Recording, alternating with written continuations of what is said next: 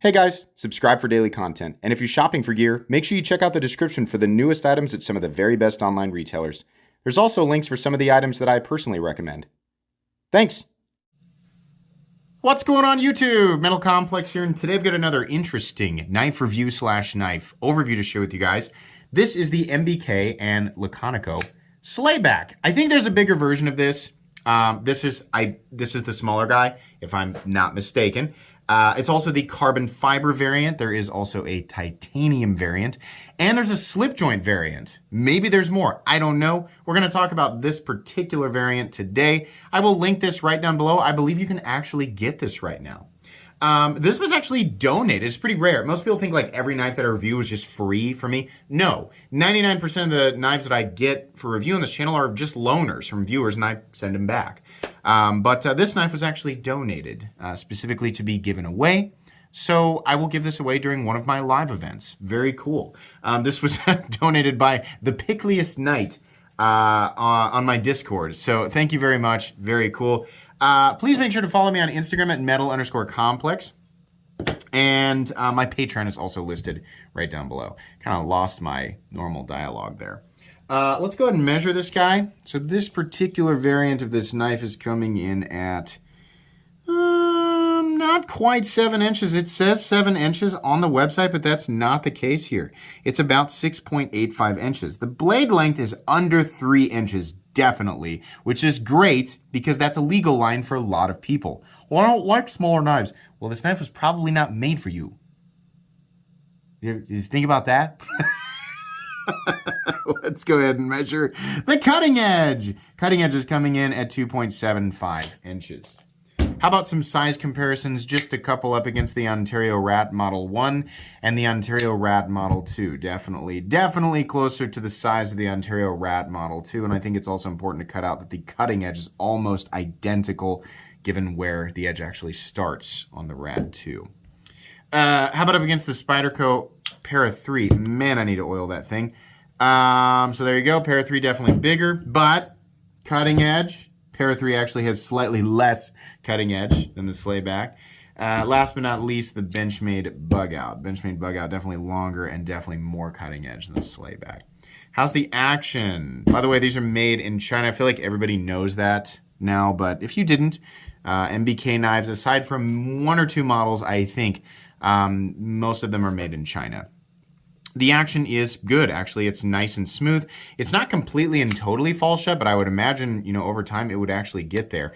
The flipper tab is good and the detent's good. The only thing that I don't like is a lack of a cutout for access to the liner lock. We're going to talk more about that. So carry profile up against the Spyderco Para 3. It's actually a fairly thin knife. It's a little bit thinner than the Para 3, length and height up against the PM2 and Para 3. You can see here that this is really just not going to be a cumbersome knife. Even including the flipper tab and that rise in the blade, it's really not all that tall. Materials on this guy, we're looking at carbon fiber with a steel liner. And then what's the blade? It's Sanmai ZDP 189. What? That's awesome. Man, ZDP 189 is an awesome composition. This guy's hardened to about 66, 67. 67, I think, is about the sweet spot. Sometimes they go as high as 68 on ZDP to get that nice performance out of it. The weird thing about ZDP 189 is that people kind of argue about whether or not it's truly a stainless composition because of the amount of chromium relative to the amount of carbon in the blade. I don't know. The benefit to doing a Sanmai, if you're wondering, is that they've likely jacketed this steel because what we have here is an outer composition and then a core composition. And ZDP is acting as that core. Unless for some reason I'm totally mistaken on how they did this. It's likely that the jacket is stainless. Now there's quite a bit, you know, this line right here you can see there, right? So if that is exposed ZDP, then it will have just the stainless properties of ZDP. But you might also have, in this case, maybe gained a little bit of toughness or, you know, just general strength in the blade. There's a lot of different reasons to do Sanmai. But let's be real. we as enthusiasts just like that it's San Mai. And honestly, I do think that that's interesting. ZDP 189 is not a cheap composition. Not at all. It is absolutely a super steel. So doing a San Mai version of it, I don't know what the actual outer composition is, by the way. I have no idea. But doing a San Mai version of it just adds to the cost. There is a lot of value in the blade alone, not just because of the material, but because of the process involved with it. So I think that is super duper cool. Let's take a look at the inside real quick. You can get my flashlight down in the description. It is very cheap. Sorry, that's not helpful. The steel liners are countersunk, but they are not milled out. I don't think they really need to be though. The weight on this guy is going to differ depending on, you know, what size of slayback you get and whether or not you get the carbon fiber one or the titanium one. The carbon fiber one likely going to come in as one of, if not the lightest variants. Variants? How do you say? I got lost in how I worded that. 2.54 ounces. That's nothing to complain about. But my mini bug out comes. Shut up. This is nothing to complain about. But I wear wind pants. I wear tiny wind pants all day. My pants are made of wax paper, so I don't know. That might be too heavy. Wear different pants. This is not going to be bothersome for most people. Not a cumbersome object. It's a lightweight object. Good compact size, so there you go. Let's do the hardware check. Get out my tool. As per usual, my tools are very inexpensive and very recommendable. You can find them right down in the section of my description that talks about the tools I use on this channel. Pivot is going to be a T8, and the handle screws are also, I thought for sure those were T6. Those are T8 as well, which is very cool. Oh yes, thank you. Just a couple on each side, so minimal hardware, and even the pocket clip screws. This would be a wonderfully, wonderfully easy knife to disassemble. Nice work. How about blade stock thickness? Let's get out my ever-dying calipers that are still going, the battery anyway. Blade stock thickness on this guy coming in at about 125 thousandths, which is about what I expected. Okay, did we make it through? I think we did. Let's go ahead and talk about this guy. So from here down, this is a very typical Laconico. It has a pill body with a little fuller in the middle, and we have a flipper tab, which is very Laconico-y and looks very much like a bird, which is where Nick Shabazz gets the pocket pecker term. And yeah, I mean, that's definitely the case there. So the flipper tab works fine, the D10 is fine, and the action is fine, but I really hate on their liner lock models, this is such a thin and narrow area, and there's no scalloping on it. Listen, carve this out, right, dramatically, and then seriously, right in here, it needs to be just a little bit lower. It's kind of a pain in the butt. I mean, I know it's like, well, you'll get used to it, and it's not that bad, right? By the way, there's no double clutch. But it is annoying to have to push my thumb into this little pinchy area. Like, I want to be able to come across conveniently. So this needs to be knocked out, and it needs to be knocked out on the inside. It would make it infinitely more comfortable, and it would not take away from this straight aesthetic, right? It looks cool. I like it. Now, ergonomically, there's just not really much going on here to lock you in. It is like holding on to an oval, long oval. That's what it feels like, right? Edges are nicely knocked down. Carbon fiber looks good.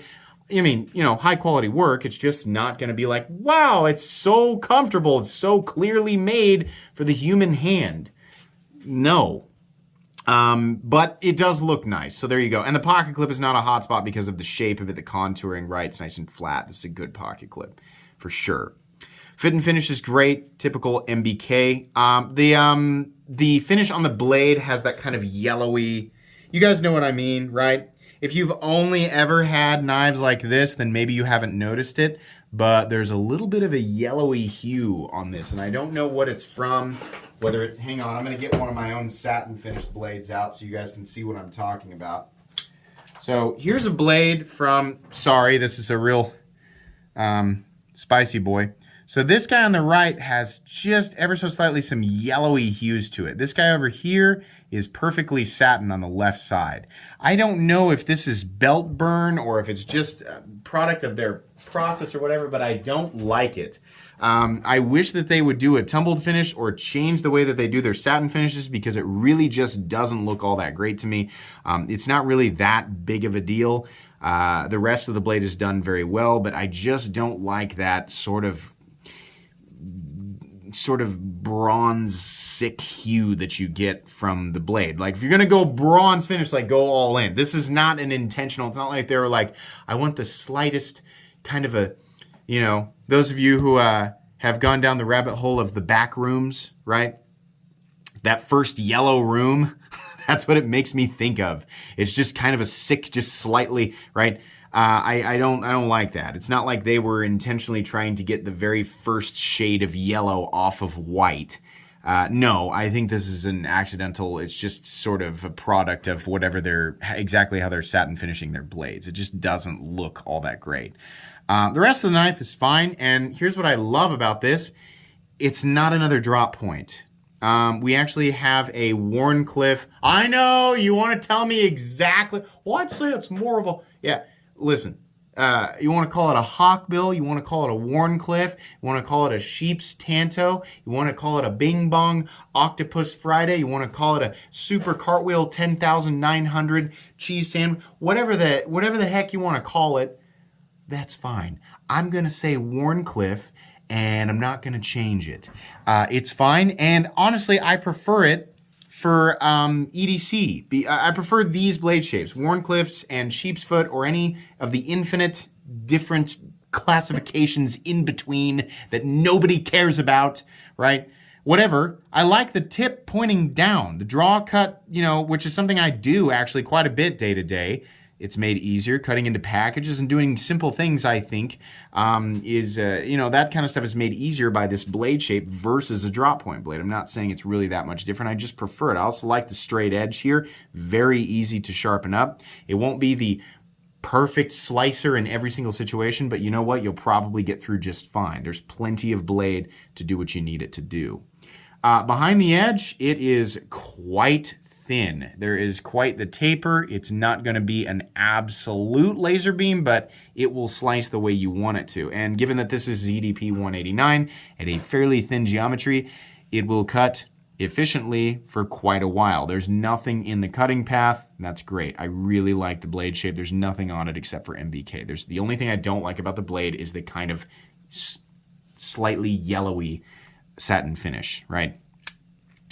Backspacer, typical backspacer. It's just a simple titanium backspacer. That's pretty much it. Pocket clip. It's the typical MBK clip.